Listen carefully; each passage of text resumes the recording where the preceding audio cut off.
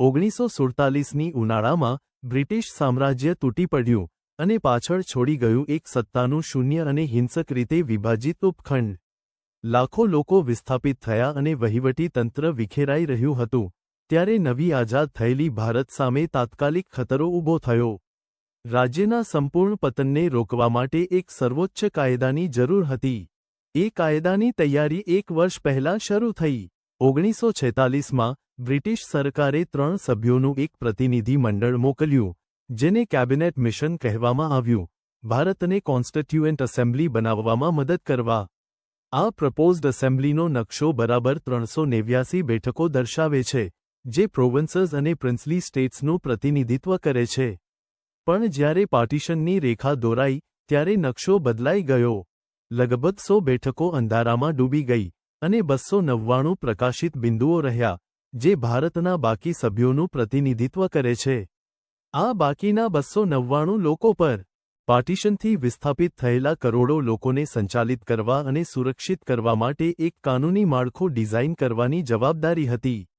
પ્રતિનિધિઓ અહીં ગોળ પાર્લામેન્ટના સેન્ટ્રલ હોલમાં ભેગા થયા, નવા રાષ્ટ્રના નિર્માણ માટે. એસેમ્બલીની પ્રથમ બેઠક 9 ડિસેમ્બર 1946ના રોજ મળી. પાર્લામેન્ટરી ટ્રેડિશનને અનુસરીને તેઓએ તેમના સૌથી વરિષ્ઠ સભ્ય ડોક્ટર સચ્ચિદાનંદ સિન્હાને કામચલાઉ પ્રેસિડેન્ટ તરીકે નિયુક્ત કર્યા. 2 દિવસ પછી તેઓએ કાયમી નેતૃત્વ ચૂંટ્યું. ડોક્ટર રાજેન્દ્ર પ્રસાદ, જેઓ અહીં માઇક્રોફોન પાછળ દેખાઈ રહ્યા છે, પ્રેસિડેન્ટ તરીકે વર્ષો લાંબી ડ્રાફ્ટિંગ પ્રોસેસને માર્ગદર્શન આપવા આગળ આવ્યા. ડેલિગેટ્સને ડિબેટ માટે લીગલ પ્રેસિડન્ટ્સ પૂરા પાડવા એસેમ્બલીએ સિવિલ સર્વન્ટ BN રાવને કોન્સ્ટિટ્યુશનલ એડવાઇઝર તરીકે નિયુક્ત કર્યા. નેતૃત્વ નક્કી થઈ ગયું અને એક્સપર્ટ સલાહ મળી ગઈ, એટલે એસેમ્બલી એક સક્રિય લીગલ મશીન બની ગઈ, ઇતિહાસના સૌથી જટિલ ડેમોક્રેટિક ડોક્યુમેન્ટને ડ્રાફ્ટ કરવા તૈયાર. ઉપખંડ માટે નિયમો લખવામાં 2 વર્ષ, 11 મહિના અને 18 દિવસની અથાગ ડિબેટ લાગી. આ કામના કેન્દ્રમાં હતી ડ્રાફ્ટિંગ કમિટી. આ 7 સભ્યોની ટીમ એસેમ્બલીએ રજૂ કરેલા દરેક પ્રપોઝડ લો અને આર્ગ્યુમેન્ટને ફિલ્ટર કરવાનું કામ કરતી. એ કમિટીની આગેવાની ડોક્ટર BR આંબેડકર કરતા હતા, ચીફ આર્કિટેક્ટ, જેમને હજારો કન્ફ્લિક્ટિંગ આઇડિયાઝને એક સિંગલ લીગલ કોડમાં ઢાળવાનું કામ સોંપવામાં આવ્યું હતું. આંબેડકર અને તેમની કમિટીએ પ્રેગ્મેટિક અપ્રોચ અપનાવ્યો. નવી સિસ્ટમ સ્ક્રેચથી બનાવવાને બદલે તેઓએ એક્ઝિસ્ટિંગ ડેમોક્રેસીઝનો અભ્યાસ કર્યો અને એ મેકેનિઝમ્સ અપનાવ્યા જે ઇતિહાસ દ્વારા પહેલેથી ટેસ્ટેડ થઈ ચૂક્યા હતા. આ નકશો યુનાઇટેડ સ્ટેટ્સમાંથી આઇડિયાઝના ફ્લોને દર્શાવે છે. યુનાઇટેડ કિંગડમમાંથી ફંડામેન્ટલ રાઇટ્સ ઇન્ટિગ્રેટ કર્યા, પાર્લામેન્ટરી સિસ્ટમ અને રૂલ ઓફ લો અપનાવ્યા, સેકન્ડરી લેયર્સ પણ ઉમેરાઈ. કેનેડામાંથી ફેડરેશન મિકેનિક્સ અને આયર્લેન્ડમાંથી ડાયરેક્ટિવ પ્રિન્સિપલ્સ લીધા. તેઓ એક કસ્ટમ હાઇબ્રિડ બનાવી રહ્યા હતા, દુનિયાભરની પ્રૂવન ડેમોક્રેટિક સેફગાર્ડ્સ લઈ અને ભારતની વોલેટાઇલ ડાયવર્સિટીને અનુરૂપ ઢાળી. પરિણામ આવ્યું અત્યાર સુધી લખાયેલા સૌથી લાંબા અને સૌથી વિગતવાર નેશનલ કોન્સ્ટિટ્યુશન્સમાંથી એક. ઓરિજિનલ બ્લુપ્રિન્ટ બરાબર 395 ડિસ્ટિંક્ટ આર્ટિકલ્સની નકલ પર બનેલો હતો, જે દરેક ઇન્ડિવિજ્યુઅલ લો, રાઇટ અને પ્રોસિજરને સ્પષ્ટ કરે છે.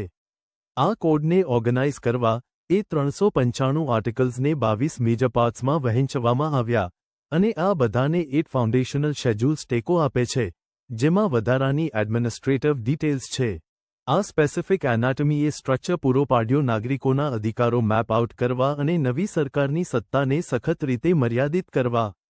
આ ડોક્યુમેન્ટને જીવંત કરવા માટે 2 અલગ માઇલસ્ટોન્સની જરૂર હતી, જે ઘણી વખત કન્ફ્યુઝ થઈ જાય છે.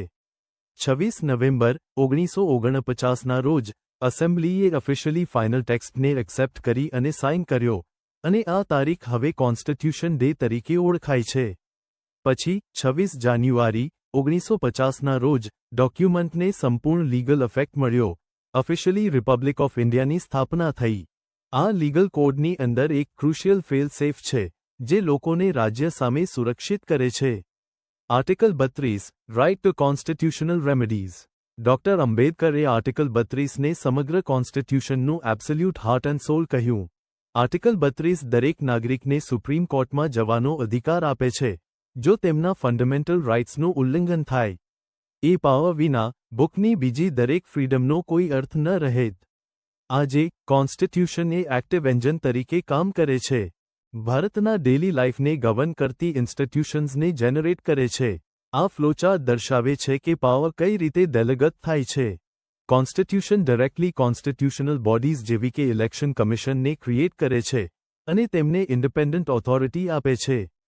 કોન્સ્ટિટ્યુશન પાર્લામેન્ટને સ્ટેચ્યુટરી બોડીઝ જેવી કે national human rights commission create કરવાની સત્તા પણ આપે છે. આ ઓર્ગેનાઇઝેશન્સ લેજિસ્લેચરને ગ્રાન્ટેડ લીગલ ઓથોરિટી દ્વારા અસ્તિત્વ ધરાવે છે. આ સમગ્ર સિસ્ટમની મેન્ટેનન્સ અહીં પાર્લામેન્ટની અંદર થાય છે, જ્યાં ફ્રેમવર્કને ડિબેટ કરવામાં અને પ્રોટેક્ટ કરવામાં આવે છે. ઇન્ડિયન કોન્સ્ટિટ્યુશન એ એક્ટિવ શિલ્ડ છે. 1.4 બિલિયન લોકોની ફ્રીડમ અને જસ્ટિસની ગેરંટી આપે છે.